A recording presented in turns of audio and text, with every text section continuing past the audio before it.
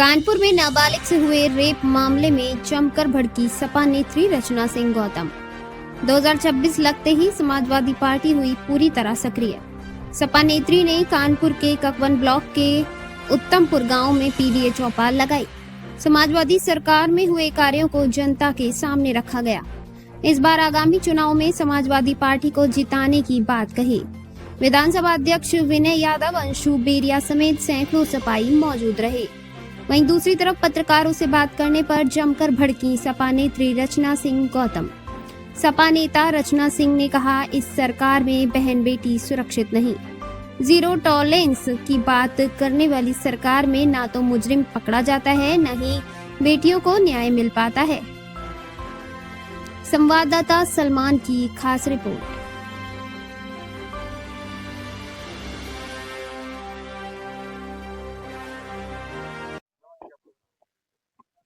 पहले तो सभी हमारे पत्रकार भाइयों को और जितने भी लोग मुझे सुन रहे हैं, मैं सभी को नव वर्ष की ढेर सारी बधाई शुभकामनाएं देती हूँ। और आज ककवन ब्लॉक के ग्राम उत्तमपुर में हमारी पीडीए चौपाल लगी थी। लोगों से हमारा संवाद था और अपील थी कि 2027 में अपना आशीर्वाद देकर समाजवादी पार्टी और जिताएं और पीडीए की सरकार बनाएं। देखिए, चाहे बेटी हो चाहे नौजवान हो, सबसे ज्यादा इस सरकार में बेटियों पे, चरण सीमाओं पे उत्पीड़न हो रहा है, बलात्कार हो रहे हैं, रेप केसेस हो रहे हैं। और इस सरकार में नौजवान भी खुश नहीं है, इसलिए कि उन्हें रोजगार नहीं मिल रहा। किसान इसलिए खुश नहीं है कि उन्हें खाद समय से नहीं मिल रही, और मिल भी रही है तो बहुत महंगे दाम में मिल रही है। तो इसलिए सभी हमारे नौजवान बहन बेटियों और किसानों ने ये ठाना है कि अब की बार 2027 में समाजवादी सरकार बनाना।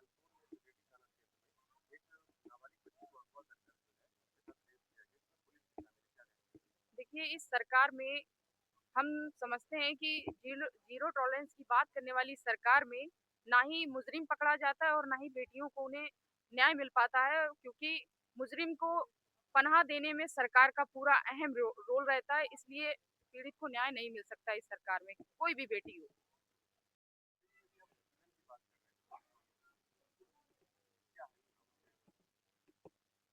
उत्पीड़न ये सरकार में, भारतीय जनता पार्टी की सरकार में सारे किसान, नौजवान, छात्र सभी लोग परेशान हैं। सबसे ज़्यादा अगर परेशान है कोई तो आशा बहुएं अभी परेशान है।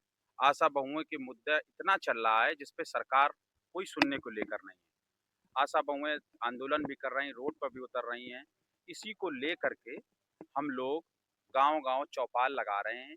और चौपाल का जो आयोजन था हमारे इस उत्तमपुर गांव के अरविंद कश्यप जी, हमारे अंशु बेरिया जी, विपिन पाल जी और सभी लोग, अजय ठाकुर जी, आज इन लोगों ने गांव में नए वर्ष में कहा कि चौपाल लगा करके कैसे हम लोग 2027 में माननीय अखिलेश यादव जी को मुख्यमंत्री बनाएं, उसको लेकर के हम लोगों ने यहाँ चौपाल लगाई। युवाओं के लिए शिक्षा, स्कॉलरशिप और रोजगार पर आपकी प्राथमिक योजनाएं क्या है?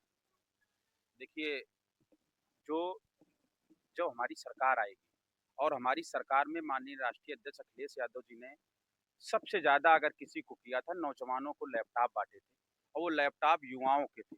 और बेरोजगारी, जो पढ़ने के बाद बेरोजगारी भत्ता मिलता था, सारी जगह पढ़ने के बाद में जो बेटियां पढ़ती थी उनको साइकिल मिलता था, साइकिल दिया जाता था, शादी के लिए पैसे मिलते थे। बहुत सी योजनाएं थी जो हमारी सरकार ने चलाई।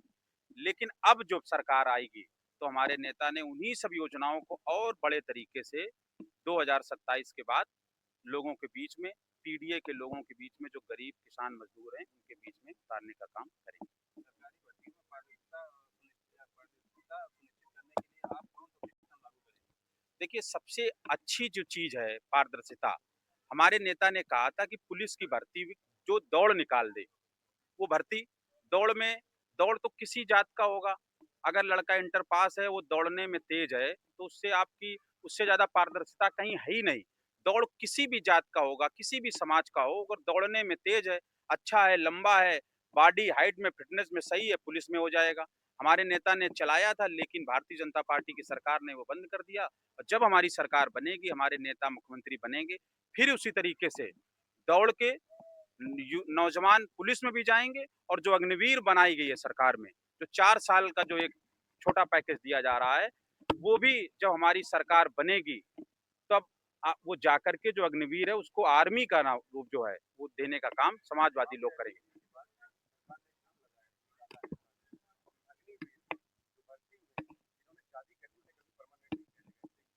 इससे इससे इस ये सरकार के जो रूल हैं ये जनता को इसीलिए हम लोग बता रहे हैं। अब एक बात बताइए, जो आदमी शादी नहीं कर सकता है तो फिर नौकरी किस लिए कर रहा है? भाई परिवार, बच्चे, घर, माता-पिता, सपने यही तो हैं। शादी करेगा तभी लोगों का गाँव में अब उसके अब नौकरी कर रहे हैं, घर में बच्चे हैं, परिवार रहेगा। तो इस सरकार ऐसे नियम लगा रही है जिससे हमारे गरीब लोग परेशान रहें। अग्निवीर जैसी योजना भी समाजवादी सरकार में बंद होगी। फिलहाल के लिए बस इतना ही। मिलते हैं इसी प्रकार की अगली बड़ी खबर में। तब तक के लिए बने रहिए हमारे साथ और देखते रहिए ANG TV भारत न्यूज।